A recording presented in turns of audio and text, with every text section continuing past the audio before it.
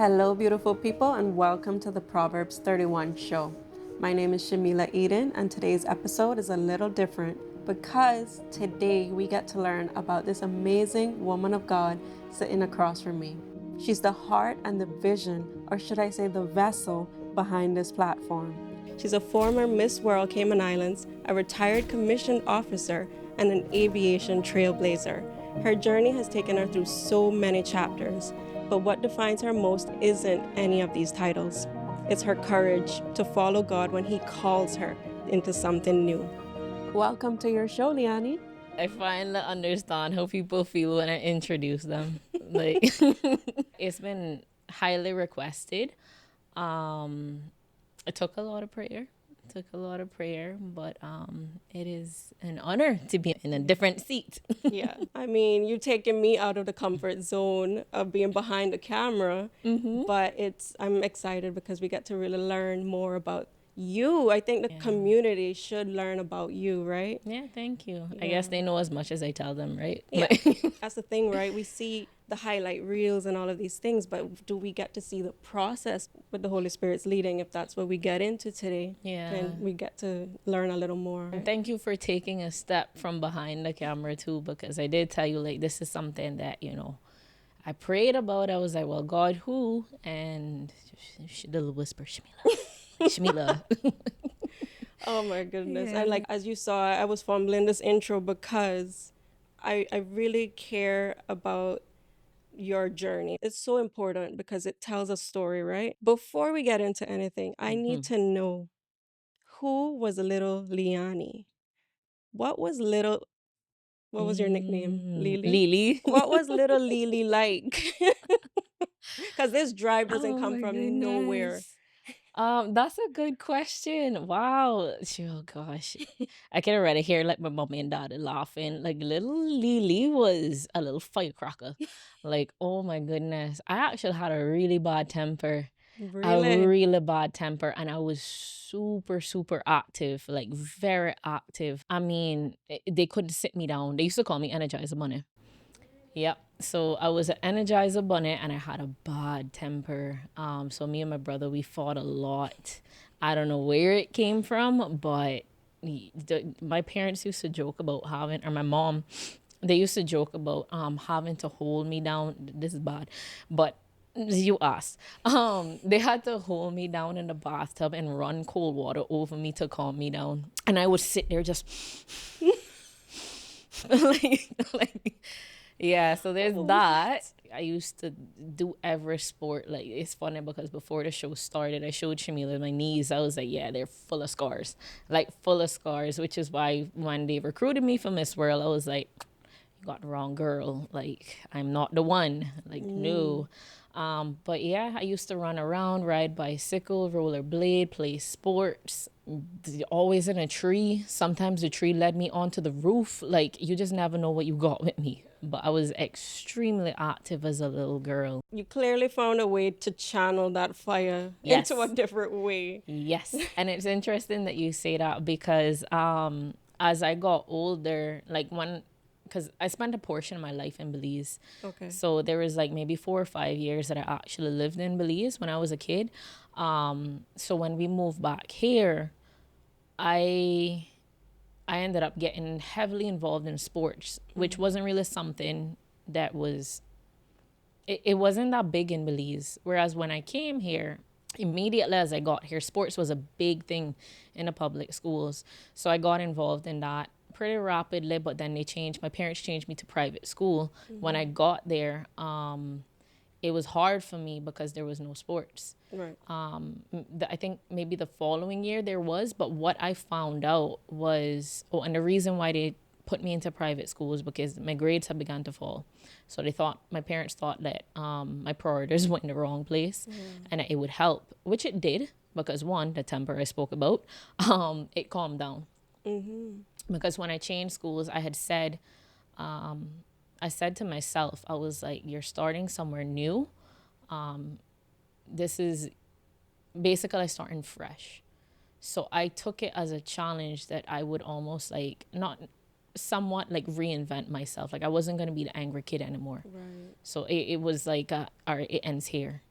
And then I went there and I worked on that. And then once I hit middle high school, I started getting involved in all of the extracurricular activities. They started Cadet Corps. I joined the Cadet Corps. Sports had finally picked up. We started our very own girls football team. It didn't exist before, but we started one. A friend of mine, she led the charge on that. I started playing basketball. There wasn't a girls team, so I played on the boys team. I was involved in everything. You could band and choir, key club. I got involved in all of the stuff, and my grades went up. That's so interesting. This discipline came from joining all of these extracurricular activities. Yeah, I would say that it mostly came from the Cadet Corps. Discipline definitely came from the Cadet Corps because I had already had, I guess, what they call mental grit. I had that in the sense of like, if you told me no, it made me want to push even more, right? Like I was one of them, you know, which it's pros That's and where cons. the firecrackers are. Yes, yes. Like my parents knew, like if you tell Leanni no, she gonna do the opposite. Or, I was very at the time it was labeled as she hard headed.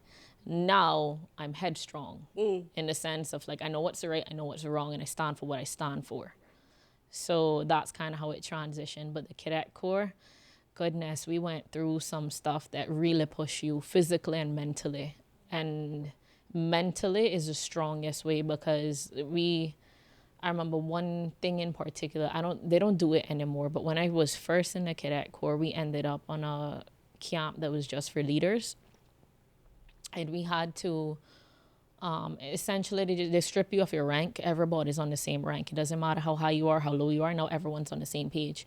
Different days they assign different leaders, and one day I was a leader. We had to walk for a good amount of miles. I don't remember where, but it was a good amount of miles.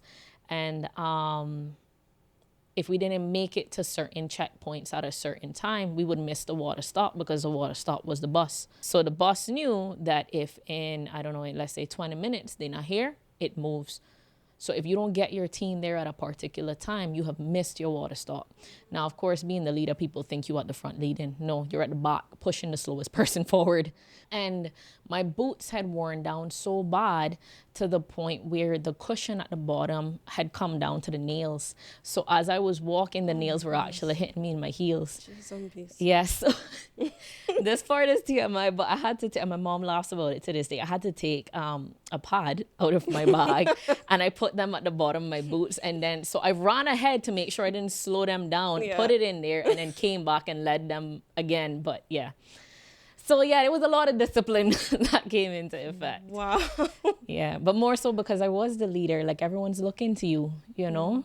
Like you have to set the example. Yep. So you've been leading the way since a young little teen. But okay, speaking of teenage years now, you started getting into aviation in that time as well? Yeah, so around that same age, around 15, was when I was like, yeah, I think I want to be a pilot. Where did that idea come from?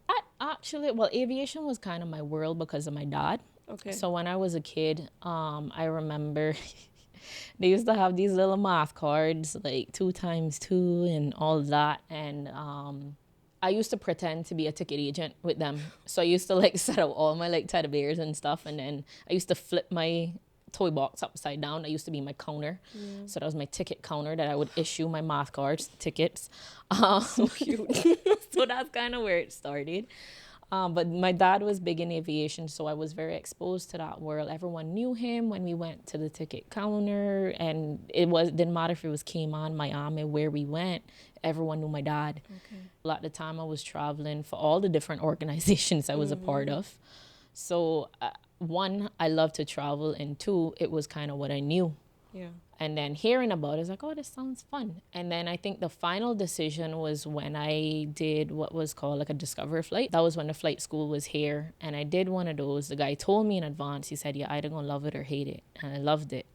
So after that, you know, Florida Tech came here to kind of talk about what they had to offer. And I was like, that's the school. I didn't apply for another school. If I didn't get in there, I don't know, Navy, I don't know, Air Force or something. But if I didn't get into that school, there was no plan B. Yeah. Yeah. So I want to know, what was happening in your heart when you decided to leave behind something you were working on since you were 15 years old? Yeah, that's a good question. Because I actually cried a lot. And no one saw that, right? No one saw that except like people who are extremely close to me. Yeah. But it was a calling from God.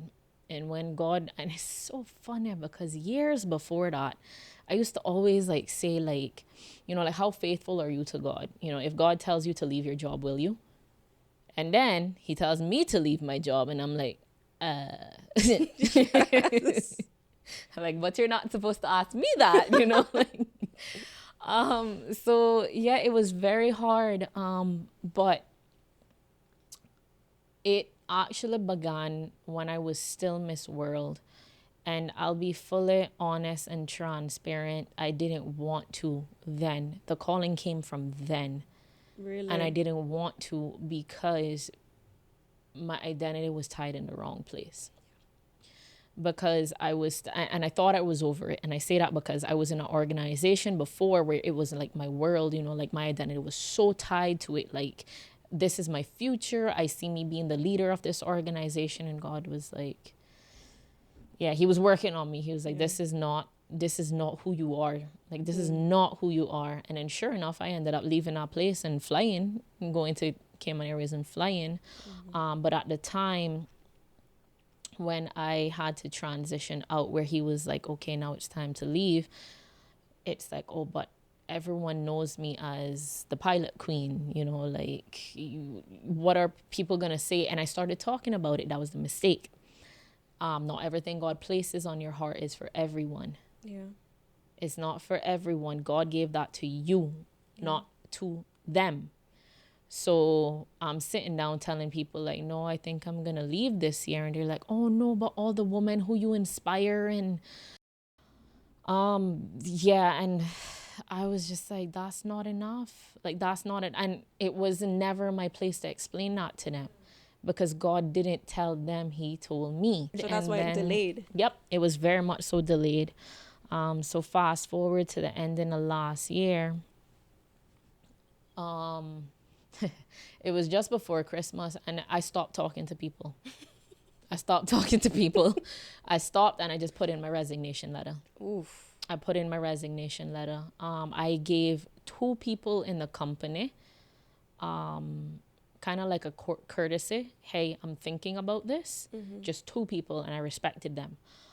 And then not only that, but so that they knew for planning purposes, if there's an opening in the pipeline, don't look to me, look for someone else. Yeah. Gave them that as a courtesy, but it came as a shock to everyone else. Because at that point I had stopped talking about it. Yeah. I'd stopped talking about it, and I put in my resignation letter. I remember the day I would leave an island. Actually, when I got a call from the chief pilot, and he was like, "Did we do something?" Like, and I was like, "No." I was like, I don't even think I explained because not everyone understands when you're like, "Yeah, God told me to." They're like, "You hearing voices?" Like. So I didn't I explained to some people, but I didn't explain to everyone. One of the people who I explained to was probably the following day. I ended up on a call with the premier because God had told me my direction was in politics. Okay. So I ended up on the phone with the premier. I knew everybody who was already in that arena except for him, but God told me to call him. Yeah. And I'm like, okay. So ended up calling him. He shared a similar story with me when God called him to do something similar. And the following year, February, was my last day. And I ended up becoming the chair of the party's youth council. And it has been an absolute privilege and a joy to learn from him. Like, he is such a man of God. Like, to see him balance the two. And I don't think there's a balance either. I think you either are or you're not. So he is very much so a faith-led leader. Yeah. He's very sound in his judgments, very thorough. And when he speaks, he strikes me as somebody who seldomly has to apologize. So to just be able to see that, I've learned a lot. Yeah. Just observing, I've learned a lot. And I'm very grateful. Yeah. Yeah. So, I mean, it might be a little different in your case that you didn't immediately obey, but it does make me still think about Abraham.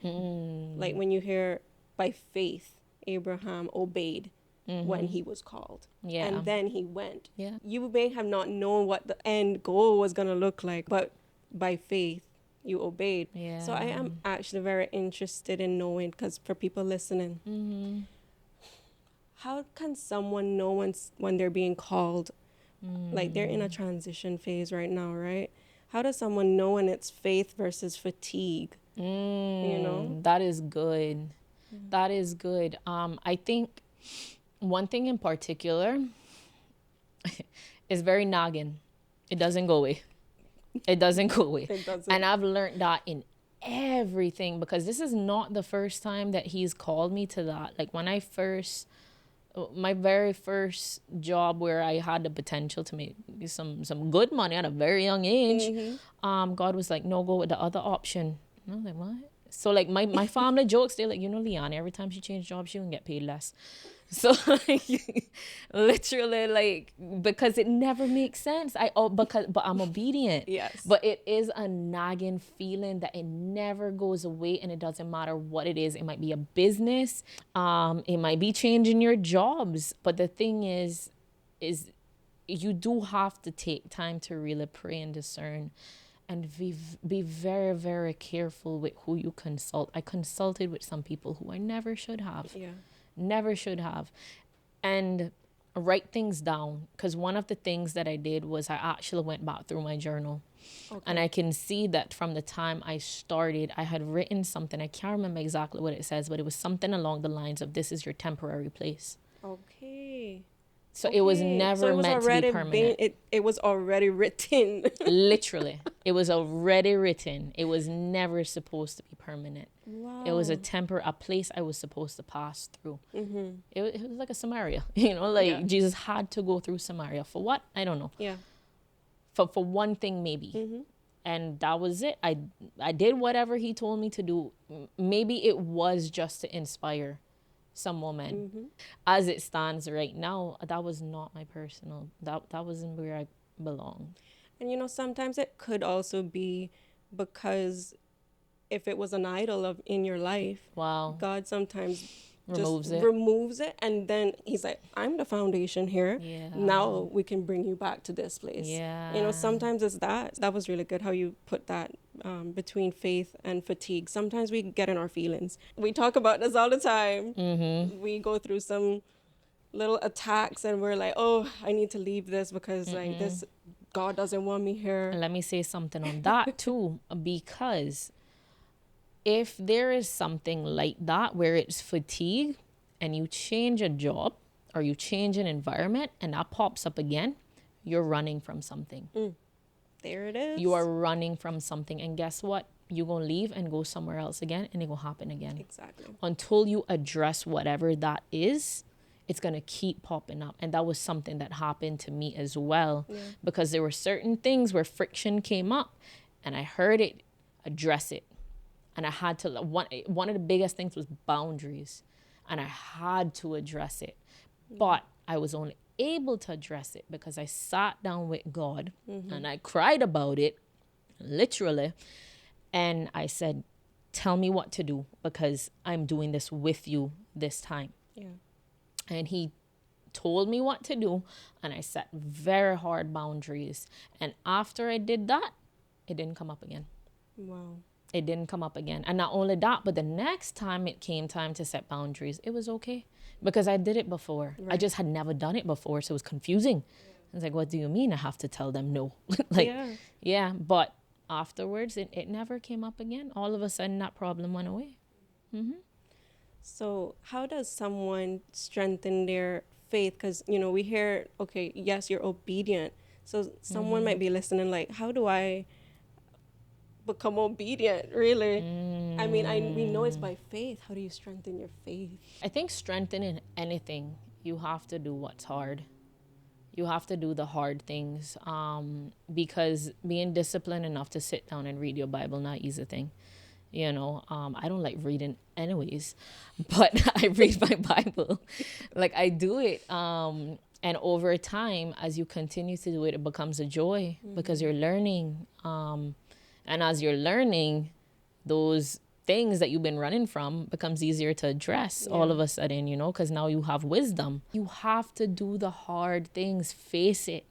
Face it. Like, I mean, you're not going...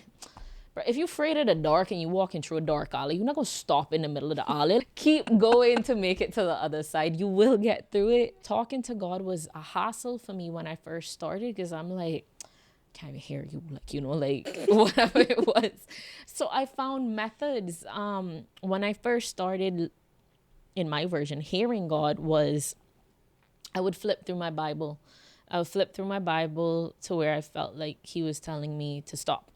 And I would stop there and I would read something, and immediately, like that, it made perfect sense. An example of that was, I remember I was going through a really bad breakup when I was in university, and I was having a very rough time, and I did that, and the scripture I landed on was about this temple that had been utterly destroyed, but then it spoke about how God would build it back. And when God built it back, nothing can stand against it, right? Yep. And I mean, I look at my life and where it's at now. I'm by no means perfect, but oh my goodness, where I was then, like, I don't wish that on nobody. Like, nobody. Like, where I was then versus now, it's like day and night. So yeah, here, taking time to talk to God, if you don't know, that's a starting point. Then that turned into me like praying and then being quiet after. Most people don't realize you can't hear from God if you the only person talking. You have to give him time to answer. So I would sit in silence, and then I used to do it on my notes in my phone. I would type out whatever I felt like he was telling me. Now, initially, I don't know who was talking, I'll be honest. But over time, it became very evident that it was Christ, because there's no way I could sound like that. The things that I would write down and like look at, I'm like, yeah, no, that's not me. I couldn't come up with that. Even if I tried. Like, I could take a full week, a year, I wouldn't be able to come up with that. Talking to him, praying, reading your Bible. Those are like some foundations of learning, that obeying and that relationship, and then that strengthens your faith. But you have to start somewhere. But start. Don't stop in the middle of the alley. Like, make it to the other side. When did you find God? Did you come from a strong Christian background in your family life? I did. So my grandfather was actually a pastor, a wonderful pastor, truly a man of God. Truly, truly a man of God. I have yet to encounter someone else like as we call him, my papa. Like, I have yet to encounter anybody else like him. But along the way, I kind of departed very hard. Very hard. Around the same years when I decided to be a pilot, I just saw some things happening in the church that I just didn't really like. And I knew of God, but I didn't know him for myself. Like, it's almost like your faith is based on those around you. Yep. And it's very religious. Like, you go to church on Sunday, you go to Sunday school, you do. It works. But is there any relationship? Is there, any communication actually there? Are you just talking him to say prayers that you've heard your grandparents pray? And it does help to a point, but if there's no intentionality there, then it's really just almost like a chant at that point. You're just saying it because you're saying it. So I left the church, fell into all types of madness. It was in university when I ended up going to church for the first time in years. Years. What led you to go back to church? Relationship. So I was actually dating someone at the time. And they were Seventh-day Adventists. So we actually ended up going to church on Saturday, which was a first for me. I'd always gone to church on Sunday, but I didn't really care. I was just like, all right, fine, fine. So I went, and I don't know what the pastor said, but at the time I just remembered feeling so heavily in my spirit that I wanted to be more Christ-like. And like going back to being headstrong, when I get something in my head, that is it. Yeah. Right. So like even in terms of like the lust of the world that I was experiencing at the time, because I was in an organization that threw like a lot of parties and stuff like that. In Caribbean parties, you know, them fets and all of that. There's a lot of stuff happening there. You were throwing these parties? Oh, I was the one behind it. Absolutely. Absolutely. I was in charge of throwing all these fets and stuff like that.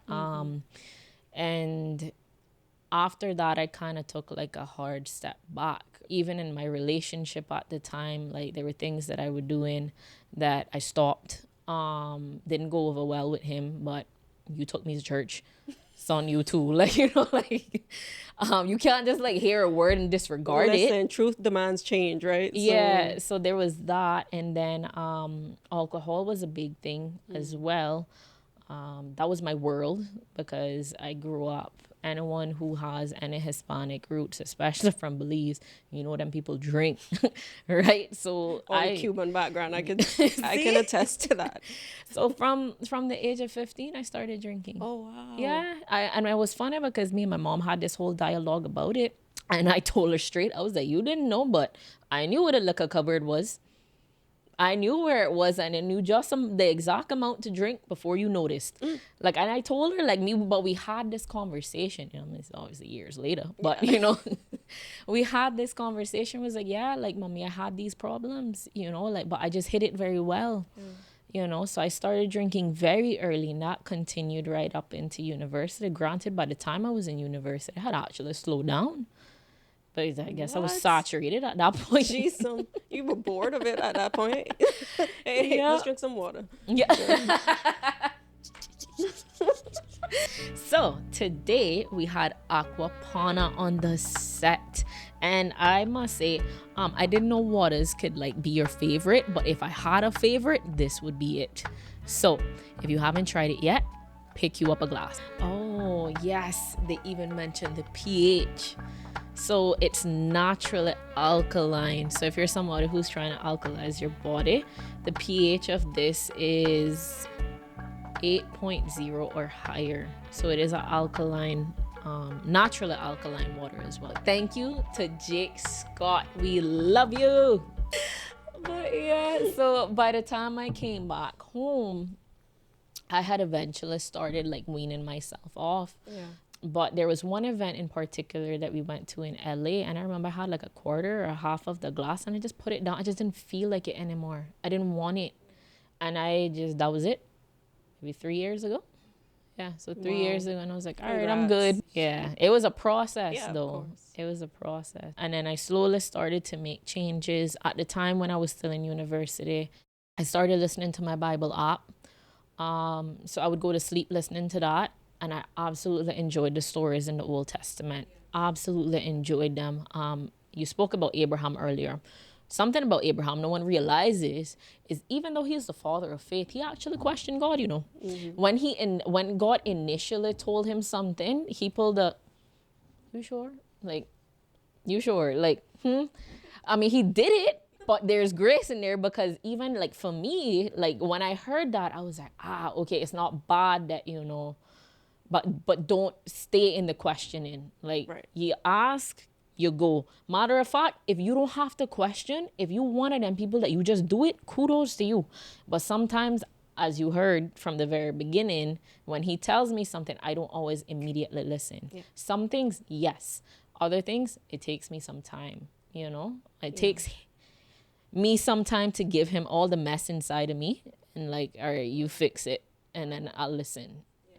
Yeah, but it took me, that's where I started. I started meditating, praying, sitting in silence, just trying to hear from him. And over time, it just grew and grew to where it is today. Got baptized in, what was it? The end of 2020. And honestly, I never look back. There is nothing to look back to. It pops up in my mind and I immediately remember how bad those times were. Like the feeling that I had, the emptiness that I had, the void that nothing can fill. It doesn't matter how much drinking, how many relationships, none of it can amount to the peace and the love and the joy that I have found in knowing Christ. Amen. Yeah. You talked about your healing journey. We've learned that you're a very headstrong girl and you're not going to stand in the middle of that alleyway. You're going to keep going through it. Yep. So I heard through the other episodes that you went through encounter. Mm-hmm. And for people that don't know what that is, Esther put it the best way. It's been described as an oil change for your soul. Yeah. I realized you went through a few of them, which again... Yep. Sometimes it takes more than one. No, but like it just shows me how serious you take this healing, because I did it in 2023 and that was so much for me. I'm still processing that. What did you learn about yourself from both, or how many did you do? I did 2. Okay. Yeah, I did 2. I served that one. Mm-hmm. And then I did 2. Yeah. Yeah. Walk me through what you've learned from both of your experiences. Yeah. So the first one was very different in the sense of the first one was there was work before I got there. So before I got to that encounter, I was already in therapy, but the therapy took me so far, and something I've been very. It took a long time to get to it, but I actually experienced abuse as a child. I was actually sexually abused as a child, and when that occurred, I told no one. Really? I told no one for years, and I don't even know how it came up in prayer.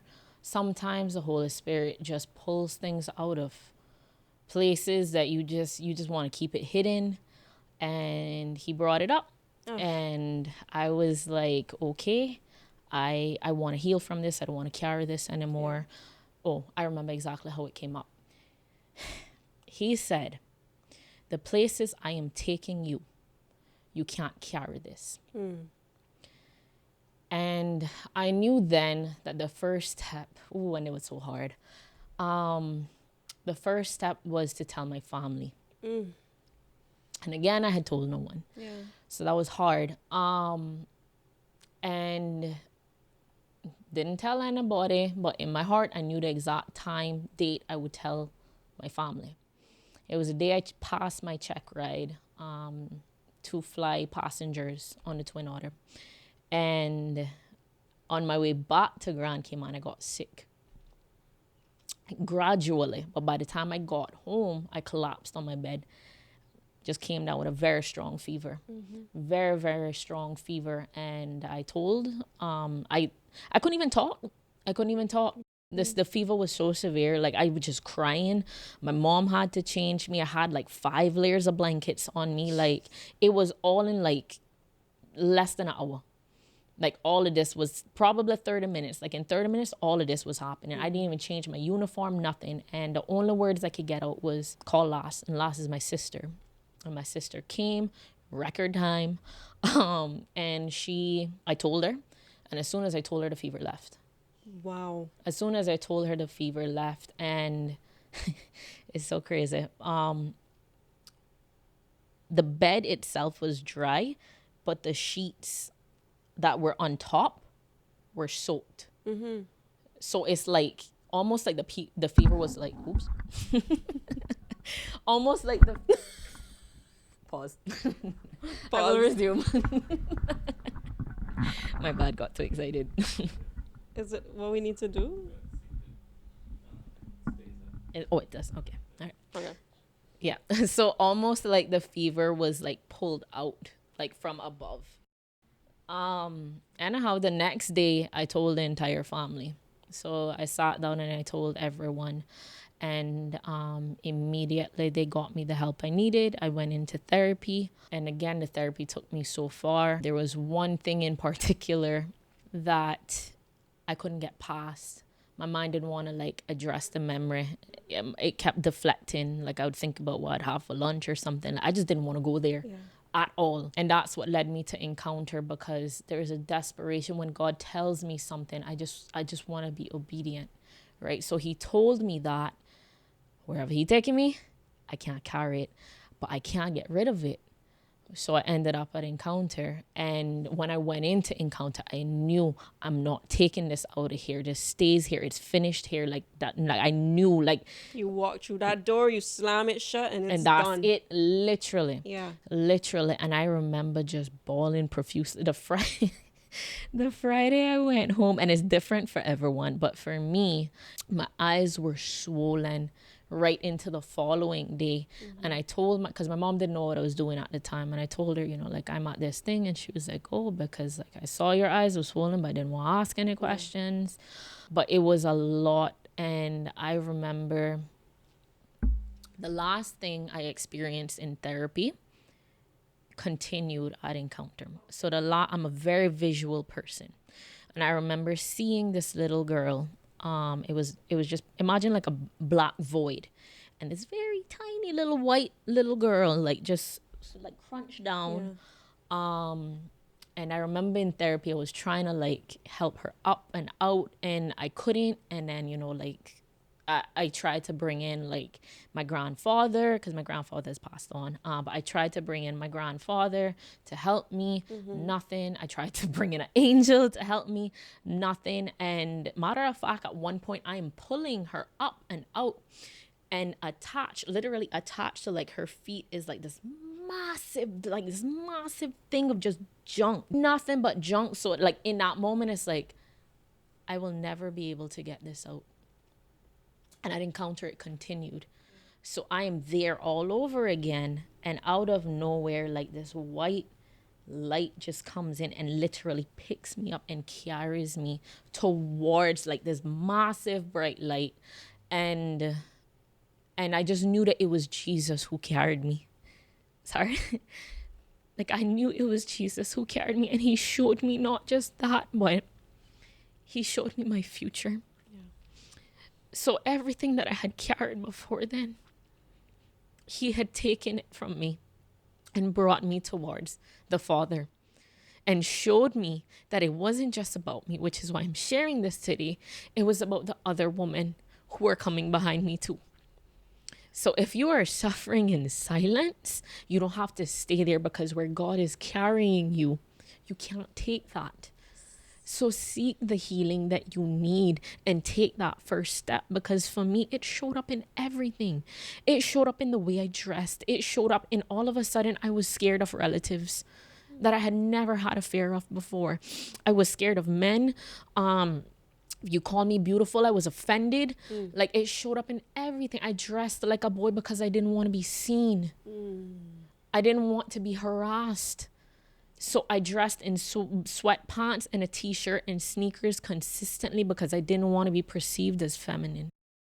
It showed up in everything. And you don't have to like continue to live there. You don't have to, but you have to heal. It's not until you heal that finally it's like, now you really know who you are, and there's even more layers, which is why I ended up at the second encounter. Okay. I have healed from that abuse. But even though I've healed from that abuse, now the problem comes when I think that's everything, and now he's showing me other little things. And I'm like, but I didn't even know that was a problem. Pastor Erica talked about it, the onion layer. It's like, oh my goodness. Yeah, so that one was a lot lighter for me, right? Because what I was carrying, the first one was way heavier, but the second one, still there's things that I didn't know were issues, right? Like, and I mean, I've even since like spoken to like my mom about it, you know, like some of the little things that popped up, like getting beat as a child. You know, like that was a thing, you know, and the beauty of it is that I can go to my parents and talk about it. Right. Like because of the person who I am now, previously, Leanni, no, but present day, Leanni, I can go to my parents and have this conversation, and we as a family can heal from it, right? And there's still more work to do. I still haven't really figured out all of the things I'm still running from. Yeah. Because there's layers to it that I don't want to sit with God. I spoke to Pastor Erica about it. There's layers of it where it's like, no, God, I don't want to, you know, let's not touch on that. Yeah. But maybe at another encounter. But he showed me there's still more work to do. And anytime you think you've arrived, he shows you another little You thing. just starting. Literally, he's like, no, there's more. But I'm willing because I know that as I shed these things, I get closer to him. Yeah. I get closer to him. And Pastor Erica even said it, the yoke gets lighter, and I feel so much lighter. Like this year, I am so at peace. Yes, there's stress every now and then, but I don't live there anymore. I don't live there. I have peace and I have joy. Even when I'm a little bit confused or stressed, I'm still very much so at peace. It's a different type of peace. Yeah, 100%. But when you spoke about your parents now, because there are people that they're trying to process things from the past, and maybe their parents aren't able to receive it. How have you been able to break that barrier in speaking about these very tough things with them? When I did it, granted, it was instructions from God. Okay. If God tells me to do something, I know he's not going to leave me by myself. Yes. So even if it's because I did have a whole episode way before that where me and I love my dad to pieces, but we're the same person. So we bump heads a lot growing up. And right into adulthood, there was this one situation in particular where I was so frustrated with him. Like, as I stopped talking to him, and this is like, yes, Jesus is in my life, but I'm not talking to you right now, and God sat me down and it might have been a day or two of straight Bible study on honoring your parents. Yeah, so I learned straight from God how to honor your parents. And I remember going through it with the worst attitude. I'll be honest with you. I was like, but how I go honor him and he da da da da da da. And God was like, keep reading. And I kept reading. And I'll tell you, honoring your parents is the only commandment with a promise. The only one. And I'm going to tell you what it is. You go look for it. So this is not something the Bible takes lightly. Honoring your parents is not something it takes lightly. And that is exactly what I was experiencing. Exactly. I was experiencing spiritual unrest. Even in the prayers that I was praying, they're wrong, I'm right, like there was malice. And in that, like curses isn't like something you find out of a Harry Potter book. Like curses is like this person is XYZ, insert something bad. Yes. That is a curse. Most people don't realize that. So when you're saying something bad about that person, you are cursing them. My father is a blah, blah, blah, blah, blah. That's a curse. You have cursed your father. You have cursed your mother, right? So that is the spiritual unrest that will plague you until you go and you resolve this. And before it even comes to that, right here, I have a prayer where I prayed to God, dear God, help me resolve the spiritual unrest and discontentment towards my parents. Help me to be more Christ-like. Your will. Let me get out of my way so I can be closer to you, because if I don't resolve this, I will never see your face. And that is the last thing I want, is to never see God face to face. So I will get out of my way and honor my parents. And so said, so done. I went with him, armed with him, and I resolved what I had to resolve. I went and I spoke to my parents about that situation in particular. And in that, I remember there was an hour of us talking. An hour of us talking. And the whole time I am praying, because I'm like, I don't know what to say. I don't have the words. This is not working. This is stupid. I just being honest. And I just remember in a split second, I just kind of paused and I was like, you're not listening. And after I said that, the words that came out of my mouth were not my own, because I can't tell you what they were. I don't remember. And it's so interesting because it's so weird, because I'm looking at my dad, but it's also not my dad. It's this layer of him that I had never seen. I can't even describe it, right? The way how I saw him in that moment was so different. And I said something, and I just remember him rocking back in the chair, complete silence. And he just said, okay. That was it. okay, that was it. And after that, things turned around for my family. And I think and it showed me that no matter, and this wasn't the first time that me and my dad has bumped heads. We've always bumped heads. And I think that's why I have like such a love and respect for him, because he's almost like a mirror. Yeah. Like if I want to see myself, I just have to look at my dad, right? Like, but it showed me that in a family, those moments of strife and hardship are opportunities to grow should you confront the issue that exists. And again, if God tells you to do it, he's not going to let you go by yourself. He's coming with you, and he's going to give you the words. And scripture even says that the Holy Spirit will advocate on your behalf. That's right. So, That is right. yeah. Wow. Because there are people that try to jump ahead of this process without God in it, right? So that's why they end up just digging a deeper hole, and it's like, now you add in more trauma to yourself. Yeah. So, okay, that was a really good point. When God calls you to it. Yeah, but when he calls you to, you have to let him. So he calls you, you go there. When you go there, you then say, Holy Spirit, you take over. Because as you heard, the whole hour of me just explaining did nothing. Right. Until God spoke. Right. Until the Holy Spirit spoke. Then things change. So you have to get out of the way. You have to get out of the way. And don't go there and be like, God told me. If he didn't, don't do that. Don't, because you're going by yourself and it's not going to end well. Yeah. Oh, that's so good. I know there's more to touch on there, because it goes back to like when you went there and sitting with him or your family. It was just him? It was him and my mom. Okay. Yeah. Sitting through that time, and you're saying over an hour of not seeing any results, other people would just, you're not listening, bye. They would just walk out. So like there's that, going back to you having that willingness to sit with it as well until you gave it over to him, right?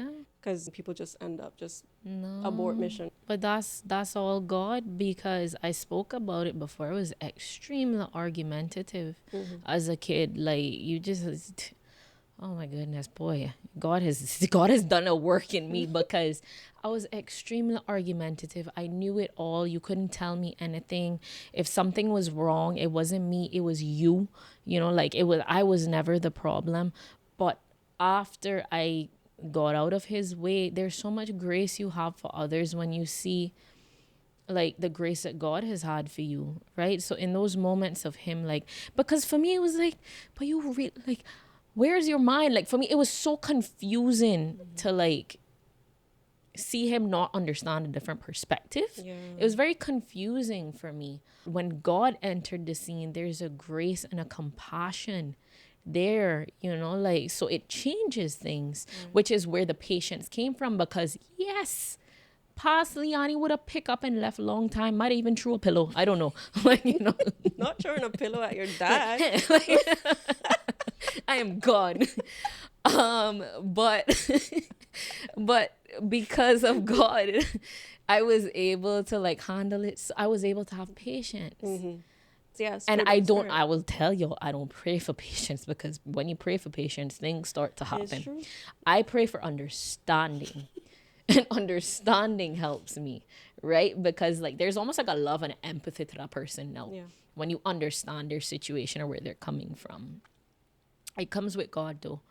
With God, he gives you that. He gives you all of that. But you have to ask. You have to ask. You don't just go in there and like, yes, God, do your thing. No, I want understanding. I want wisdom on what to say. Give me the words that I need. Your present. Matter of fact, Holy Spirit, I drive in there right now. Go and intercede before I even get there. Clear the room. Any demonic spirits that exist, any attacks of the enemy that lie wait at the door, clear out the house. Clear out the house before I get there. So when I get there, it's just me, them, and you. Be specific. Like, tell him what you want, and he will deliver. So how has honoring your parents look like after going through that? What does honoring your parents look like Goodness, it is so multifaceted. Honoring them is so multifaceted because most people think it's just like respect. I think Esther said it. It's not just listening to them. There's different layers to it. And one of the big ones that stood out to me was, especially in their old age, is taking care of them. And that is something that different people interpret it different. Some people put their parents in rest homes, and if that's something you had to do, fine, I understand. But for me, it is being present. You can call them, but there is something different when you just show up, like being present with them. Because I did move out for a period of time, and when I did, I made it a point, having known what I know now, I made it a point to see them, if not every day, almost every day. Okay. So every day I go by my parents' house and I make sure I check on them. How was your day? Like, how you doing? Like, because both of my parents are now retired. Yeah. And it will humble you when you watch your parents get older. I remember a day in the truck. I was driving with my dad, and I looked at his hands. So simple. I looked at his hands and I went, oh my goodness, Daddy, your hands look just like Papa's. And then in my mind, as soon as it came out my mouth, his hands had now become the age of Papa's when I knew Papa. Like in those active years of being a little kid running around Papa. So now my dad is now an elder, right? So it was a beautiful thing, because it's like, wow, like you're getting up there in age. You're resembling my grandfather, who I love so dearly, but it's also humbling. Like, oh my goodness, you're getting up in age, like. And we've had scares. My dad has had a heart attack, so we've had scares with him in the past. So it's so humbling to know that you never know when your last days will be with them. So it's live like that when you're honoring your parents. Go and see them. Go talk to them. Don't just send them money. Don't just send them money and think that all is well. And no, they want to see you. They want your presence. You know, if you find out that they're struggling with something, go and help. Like, I know now that they're getting older, the yard work is a little bit harder. So, you know, we'll go and we'll show up. We'll do the work for them. You know, these are the ways that you honor them. You don't just send others. You don't just send money. Be present.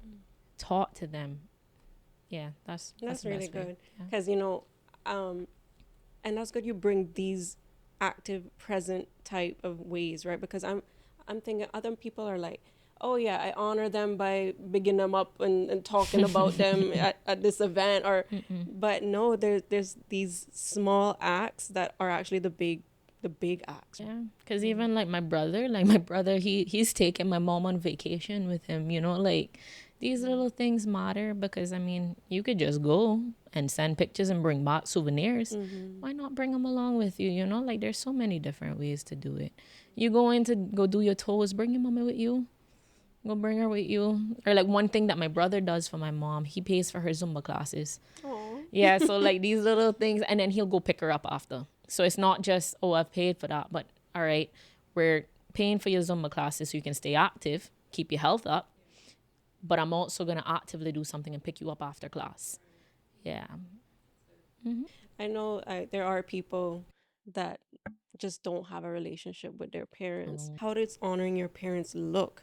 You know, is it just continuing to pray for them? Yeah, if that is something that's very heavy on your heart, and especially if you know Christ, that is something you really do need to look into. But I think Pastor Erica touched on it. It's like you have to, if it's heavy on your heart and you get to that point, pray to the Holy Spirit for words to say for them, because she prayed a very specific prayer that could have only come from the Holy Spirit, you know. And the same thing, but one thing that I do see, especially from me in my younger years, I had a big ego problem.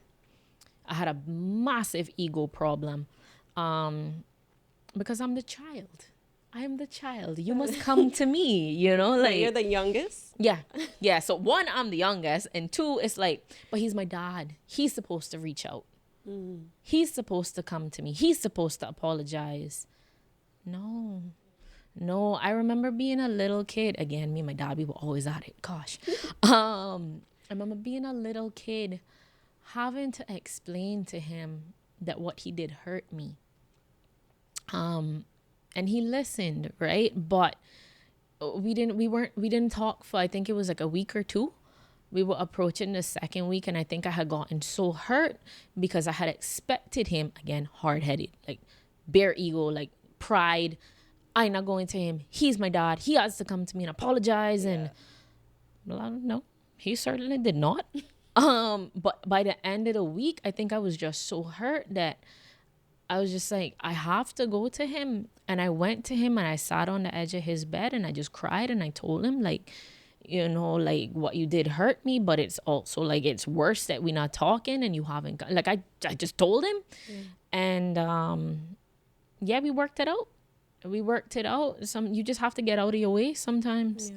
And one thing that I've also learned now in adulthood is not blaming the other person. Like, you did this and you did that. Like, what helps is when you go to them and it's I feel hurt right now.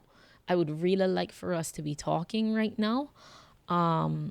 This is how I feel about the situation. So it's not targeted at them. Right. Because now if you feel accused, you're going to stop listening. Anybody going to stop listening if you feel accused of something.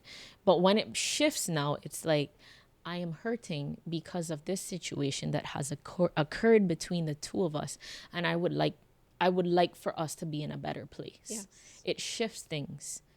It shifts things. So I think that's kind of the first step, is getting out of your own way, putting your pride and ego away, praying about it before you go and encounter this person, and look at the way how you talk. You have to assess the way how you address that person. Yeah. Listen, all that firecracker stuff from the childhood days, I see it in this poised young lady, but the power, it really comes true. I want to know, how has God redefined success for you? I don't even think I know what success is anymore. Because I think in my mind, success has shifted to fulfillment. You know, like, how fulfilled do I feel in anything that I do? Because everything that I do now, I want it to be purposeful and impactful, even in terms of the Proverbs 31 show. I have now gotten a place in my life where I just want to be used as a vessel. Whatever you want to do with me, God, do it. Just show me and I will go. I might have my moments where I struggle, but I just want to be a light for God in this world. I don't want to leave behind no legacy, nothing. Like, I just want to leave behind God. Yes. That's it. That's all I want to do. So fulfillment in doing what God has called me to do. I will bring up one thing that I heard that changed my life. What is his name? Miles Monroe.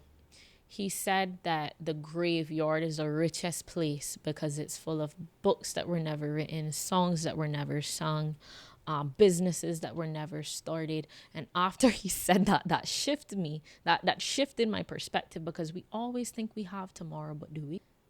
But do we? A lot of times when God gives me a vision, sometimes I run ahead of him. I will say that. Like, I do run ahead of him sometimes. But it was because of that, right? Hearing that, it was like, all right, I'm going to do it too. Yeah. You know? Because I don't know how long I have. And when I go, I want to make sure everything God gave me I left behind. Yes. All the talents, the skills, the thoughts. I want to make sure I have put all of it into the world. So when I go to sleep someday, I know I did everything he told me to do. Everything, nothing is left in me. My cup has completely run out. I just love how everything you've shared leads back to obedience. If you were to speak to little Leanni, I want you actually to look in that camera. Oh boy. Because there are a lot of other little Leannis. Yeah. If you were to say a word to her, what would you say? That is very hard, because little Leanni was very stubborn. Little Leanni had a lot of hurt that was very unspoken, because they were written in poems, they were written in songs, that no one knew about because they would somehow get burnt after. But the pain existed in silence. I want you, whoever is watching this, to know whatever pain exists in silence, there is hope on the other side of it. And I know that sounds very cliche, but you have to talk to God about that. You have to put it before him. And sometimes the pain's so bad you don't know what it is. And that's where I was. I didn't know what it was. But you have to, there's whatever inside of me God is keeping me from you, show me. And when he shows you, then you say, help me to get rid of this, and start taking the little steps that he tells you. But whatever is hidden inside of you that is preventing you from growing closer to Christ or even looking in his direction. I don't know if you're turning to alcohol right now, if you're turning to your partner right now, if you're turning to drugs. I don't know if you're turning to your work. If you're bogged down with work 24/7 because you're running from whatever that is, stop. Stop and talk to him. What am I running from? What am I hiding from? Expose it and help me to heal, because you will never heal by yourself. You will never. As much as you think you got this, you're fine, you're not. You are not. Seek the help you need and trust that God can heal anything. And he's okay with the messiest places of you.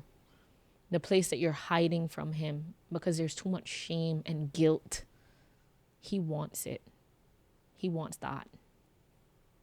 That was so powerful. Thank you so much. No, thank you. Thank you for doing the hard work. I appreciate you. But the little Leanni one, I was not expecting that at all. It's like, oh, I got to talk to this child.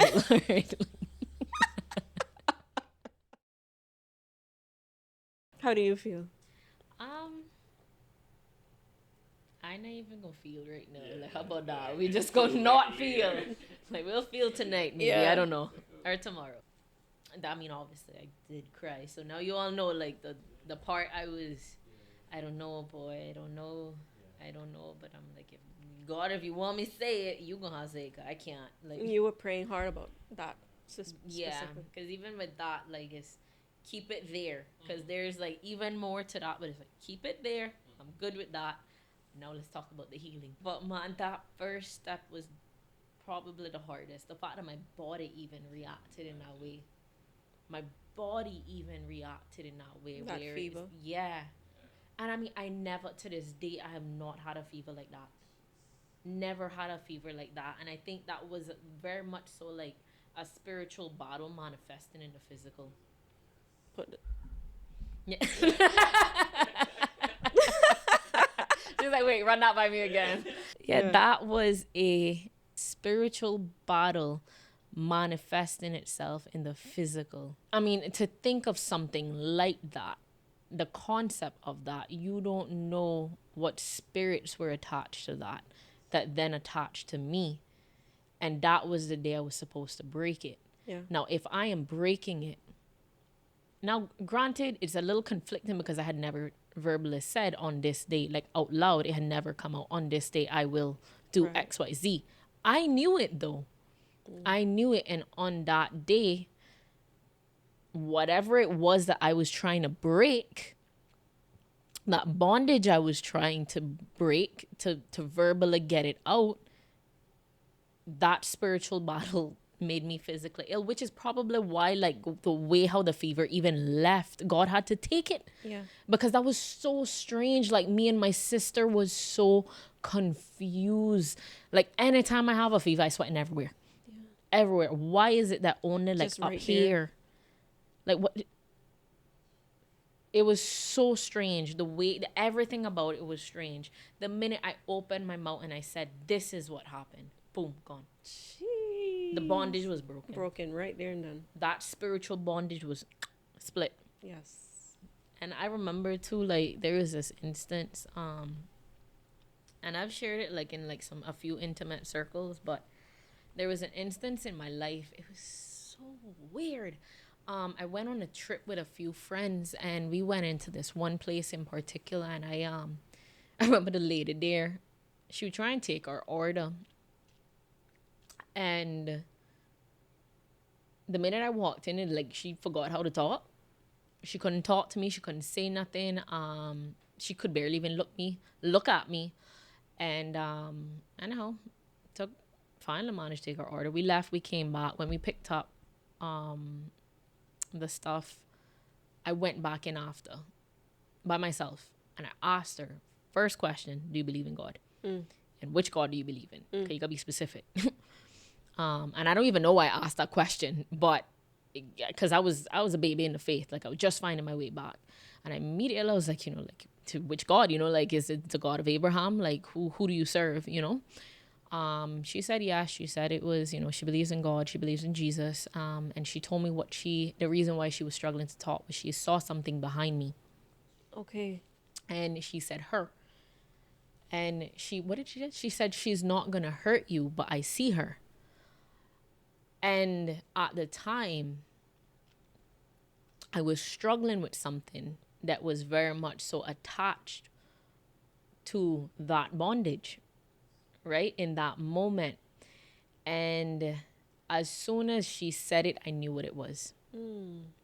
I knew what it was. I knew the spirit that it was. It's so weird because like I knew what it was, but like it's so hard to describe because it's like your mind don't really know, but your like your soul knows, like your spirit knows. Like I know that thing, and I knew that it was something that was attached to me that's trying to come back. Wow. Because of the actions that I was doing at the time. Yes.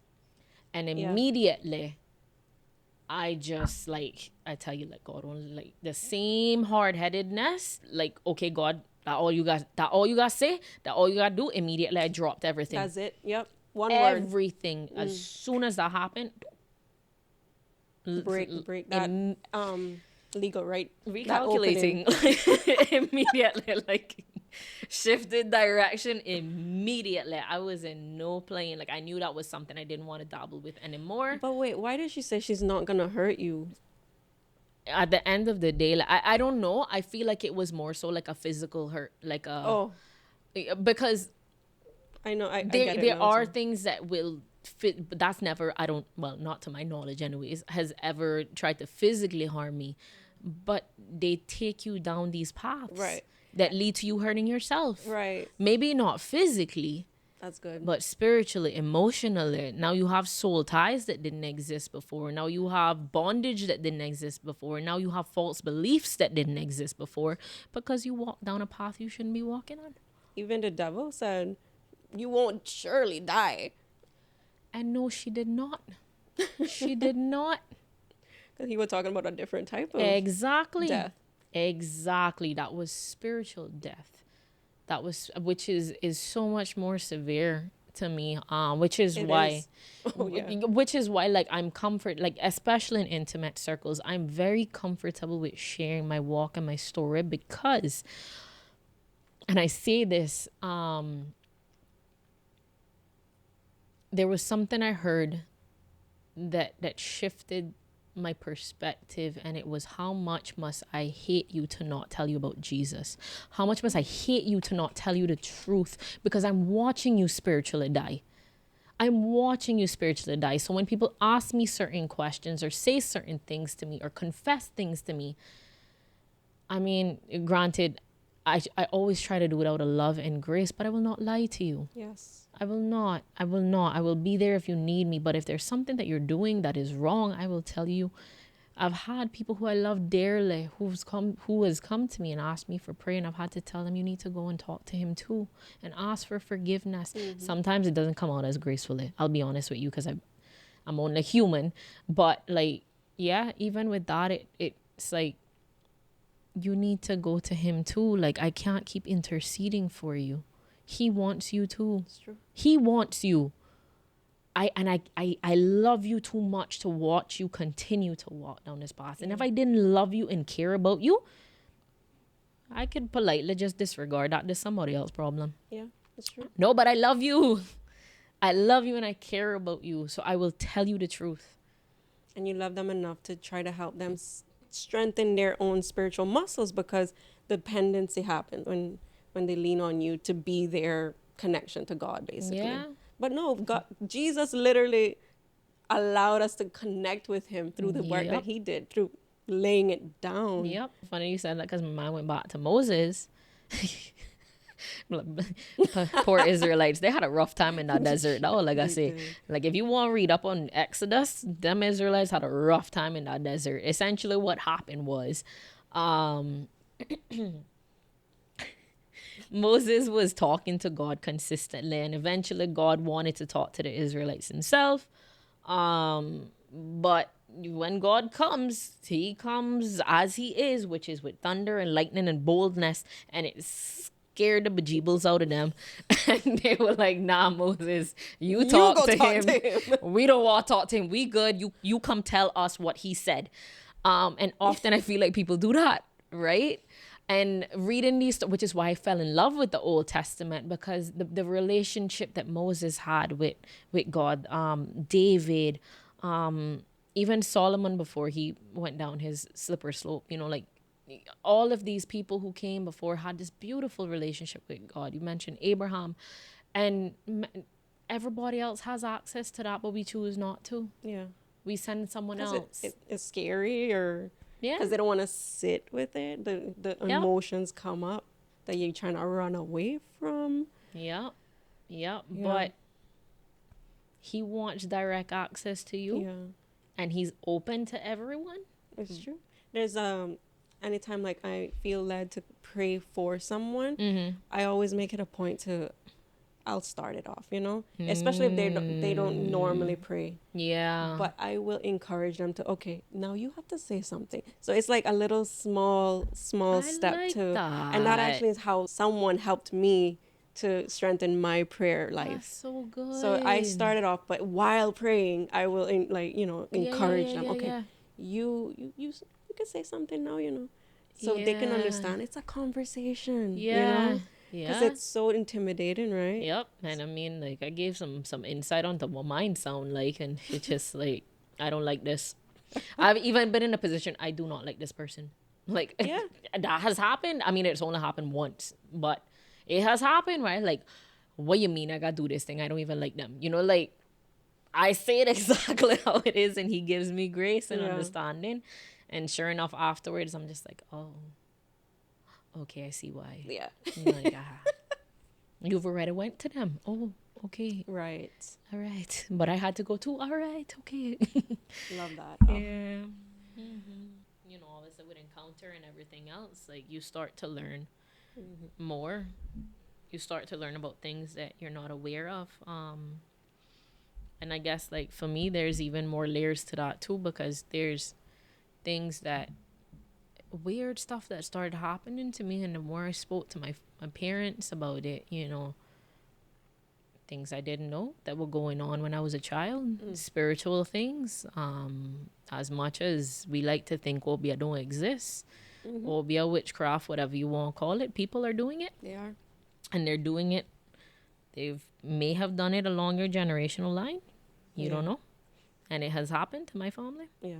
I feel like I'm going through that journey of breaking all these generational curses and just having to stand in the gap for them. You know, the thing is, right, initially when that happened, there was a resentment, because it was like, why me, God? Yeah. Like, why do I have to be the one to do this and do that? Why do I have to be the first to do everything? Why? Like, getting very hostile with him, like, And over time, now it has transitioned into gratitude and humility. That you get to do this. Exactly. Yeah. It's an honor and it's a privilege. You chose me to do this. Right. Thank you.